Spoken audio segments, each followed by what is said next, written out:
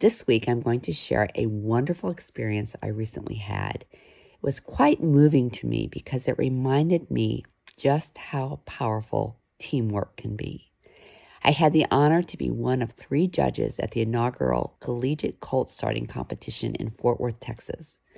It's a sister event to Rodeo the Horse in Lexington, Kentucky, but was designed for college teams.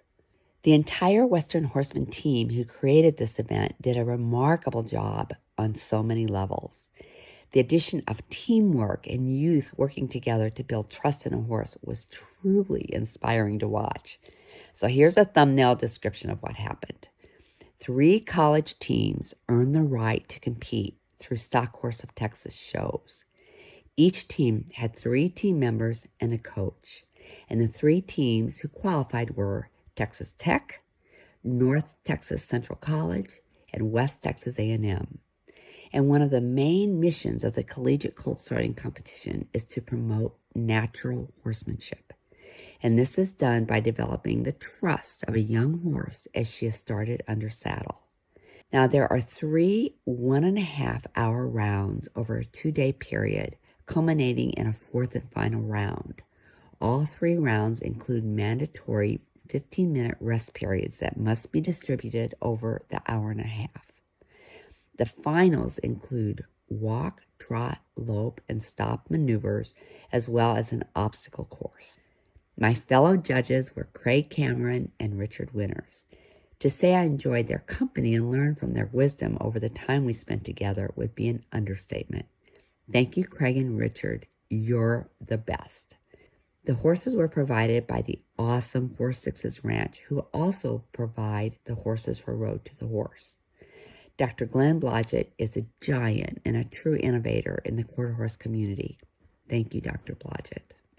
During the evening before the competition began and on the morning of the first day, the students had the opportunity to observe 6 fillies. They had fun watching them. Then, just prior to round 1, they drew to see who got to choose their favorite filly first, and then second, and then third. It was fun to watch, and I secretly did the same. It's always interesting to observe, predict, and see how it all turns out. Then round 1 began, and then round 2 happened that evening, then into round 3 and the finals on the second day. And here's what I was so impressed with and inspired by: the teamwork. The job of each team was to start a filly under saddle by developing her trust first and foremost, and then build new skills baby step by baby step as the filly was ready. I love seeing the team members look to each other for their strong suits, not caring who got the credit. It was the horse who mattered. I love seeing the different coaching styles. I love watching different team members relate to the horses. Each team approached starting the filly in a very different way. My hat goes off to North Texas Central College. They won by 1.5 points. Now that's close, especially when you consider that there are 1,000+ points that can be earned.